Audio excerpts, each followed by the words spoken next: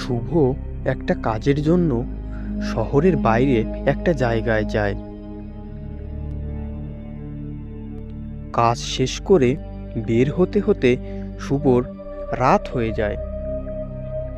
শুভ রাস্তায় কোথাও কোনো গাড়ি পাচ্ছিল না, তাই শুভ রাস্তায় হাঁটছিল এবং একটা গাড়ি খোঁজার চেষ্টা করছিল। তখনই শুভর চোখে পড়ে একটা লাল গাড়ি। গাড়িওয়ালার সাথে কথা বলে গাড়িতে উঠে পড়ে এবং তারা চলতে থাকে। সারাদিন কাজের জন্য শুভ অনেক ক্লান্ত ছিল। শুভর বিশ্রামের প্রয়োজন ছিল, তাই শুভ গাড়ির সিটে আরাম করে বসেছিল এবং গাড়ির সামনের রাস্তা দেখছিল। হঠাৎই শুভ লক্ষ্য করল তার পাশে ড্রাইভার সিটে কেউ নেই, গাড়ি এমনিতেই চলছে।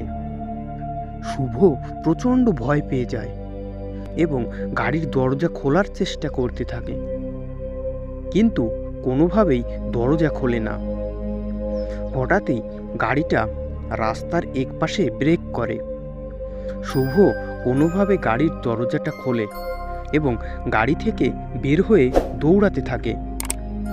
দৌড়াতে দৌড়াতে শুভ লক্ষ্য করে তার সামনে রাস্তায় একটা ভয়ঙ্কর কালো ছায়া দাঁড়িয়ে আছে। শুভ অনেক ভয় পায় এবং কি করবে বুঝতে পারে না। তখন সে হঠাৎই কিসের সাথে হোঁচট খেয়ে মাটিতে পড়ে যায় এবং জ্ঞান হারায়। যখন তার জ্ঞান ফেরে তো সে দেখে সকাল হয়ে গেছে এবং সে একটা বাড়িতে আছে। তার সামনে এক বৃদ্ধ দাঁড়িয়ে আছে। বৃদ্ধ তাকে জানায় যে শুভকে রাস্তায় অজ্ঞান অবস্থায় পেয়েছিল এবং তাকে বাড়িতে নিয়ে এসেছিল।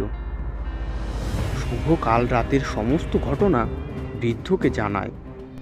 তখন বৃদ্ধ তাকে বলে কয়েক বছর আগে এই রাস্তায় একটা লাল গাড়ি অ্যাক্সিডেন্ট করে এবং গাড়ির চালক মারা যায়। তারপর থেকে নাকি শুভর মতো অনেকেই এরকম ঘটনার শিকার হয়েছে। বৃদ্ধের মুখে সমস্ত ঘটনা জানার পর শুভ ওই অঞ্চল ছেড়ে নিজের বাড়ির উদ্দেশ্যে বেরিয়ে পড়ে।